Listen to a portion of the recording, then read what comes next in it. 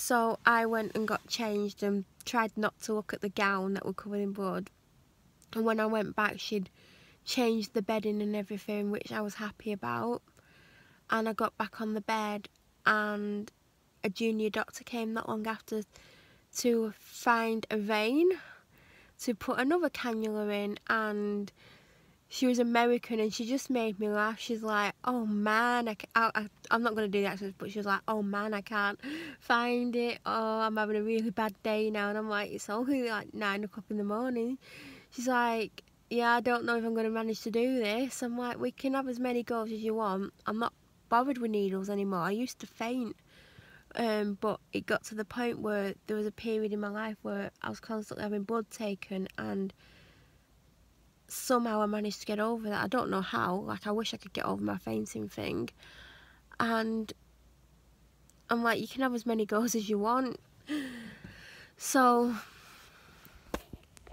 I think she got it on the first time from what I can remember, but she did struggle. Like, she got it in the vein and then she's moving it around under the skin, which is one of the worst feelings ever. I've had that before and I've almost fainted, because normally they get the vein straight away, and she got hold of the vein but she couldn't quite get it in, so she's wiggling it around and she eventually got it in. And I'm like, thank God for that. Like, I didn't want to be messed around with.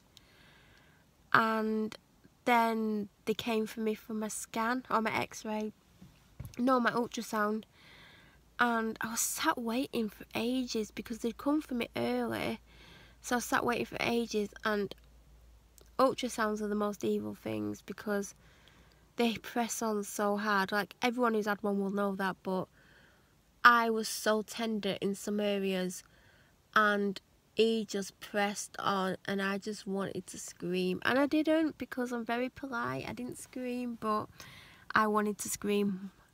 And I was glad when it was over. And then I was lovely, covered in lovely sticky gel. Then I got took back up to the ward, and my dad was there, because visiting was like something like 10 AM to 8 PM, which I thought was brilliant. And then it was mealtime, and even though I were eating and no one in the room that I was in was eating, my dad got kicked out into a waiting room, which I was like, I couldn't understand because no one was eating in that room. But anyway, he was kicked out for about 45 minutes, and then he came back in, and I can't remember what happened, but he eventually left. And I don't know what happened the rest of that day.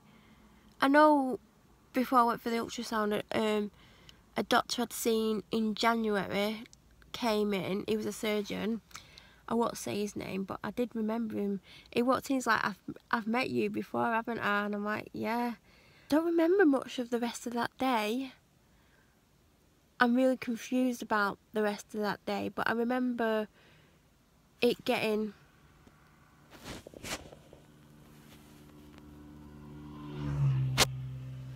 to a certain time, and I was so hungry. I texted my dad, I'm like, I'm leaving, they're not feeding me, like, I shouldn't be nil by mouth for a full day, like, what is going on? So eventually I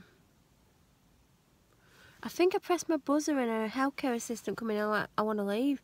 She's like, why? I said, because I've been stopped from eating all day. I've had enough. I've not had anything to eat or drink since about 6 o'clock the night before, and it's like 10 o'clock or whatever time it was. And I said, I've not had any medication since 4 o'clock. I'm in absolute agony. I don't know what's going on. I said, I want to leave, I'm fed up. And she's like, I'll go and speak to the nurse and see what I can get you. So the nurse come in, and I'm like, I've not ate since yesterday. I've not been on my saline drip since 4 o'clock, since it ran out, and the other nurse was meant to put a fresh one on to help keep me hydrated. I said, and it's like 6 hours later, and I'm dehydrated and I've not eaten. She went, well, why have you not eaten? I said, because apparently I weren't meant to eat, and I keep asking if I can eat, and I keep getting told that I'm nil by mouth. And I said, surely I can't be nil by mouth at 10 o'clock at night, because I've not eaten all day. Like, I'm obviously not having an operation, so I don't know why I've not been fed. And she went, well, it says on the board you can eat. And she went off and checked and come back. She's like, well, yeah, you can eat. I don't understand why you've been stopped from eating all day. She said you was meant to be able to eat after your ultrasound. And the only reason you weren't allowed to eat before your ultrasound is because you needed an empty stomach. So I'm like, so I've basically starved and not had a drink since 6 o'clock the night before because someone's messed up. And she couldn't understand why I was a bit pissed off about that. So she went and got me a sandwich. She went, well, I'm not going to get you a drink because we're transferring you to another ward. And then she tried to give me some tablets to take, even though in my notes it says that I can't take tablets. And then she got annoyed with me because I couldn't take them, and she went, well, you eat food, so you must be able to swallow that. I said, it is actually a known medical condition. I'm not trying to be awkward with you. If I could swallow tablets, I'd swallow them. So she got the IV set up, and I know a lot of the time it's because they just can't be bothered setting the IV up. I mean, all they need to do is, it takes 2 minutes, but I get this a lot with them. They always try to give me the tablet version, even though it does say in my notes that I can't swallow tablets. So she came back and connected me, and then I got moved onto the world's worst ward because I described it as a prisoner concentration camp to my dad. Probably because I was starving and not drank, like, since the day before. So, literally, as soon as I got on there was the most loveliest healthcare assistant. She went and got me another sandwich. She made me a brew. She got me biscuits, and she got me a large jug of ice water. And I was so happy, like, it was like the best thing ever.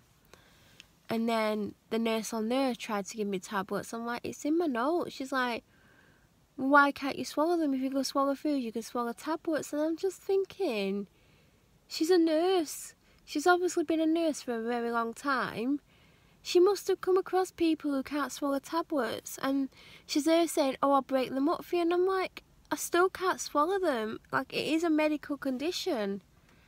Like, I can swallow tiny tablets, and if I have to, like, I will chew tablets up. If that's my only option, I chew them up, and it's not pleasant, so I have to be really desperate to do it.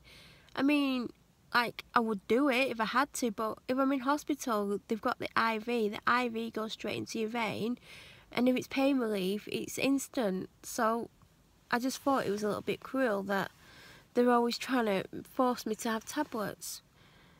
And I was up most of that night because I was stressed out about being moved, and I got moved into the day surgery ward where you go if you have an operation, and I'm like, I'm not even having an operation, so I don't understand why I've been moved here. And I was happy where I was.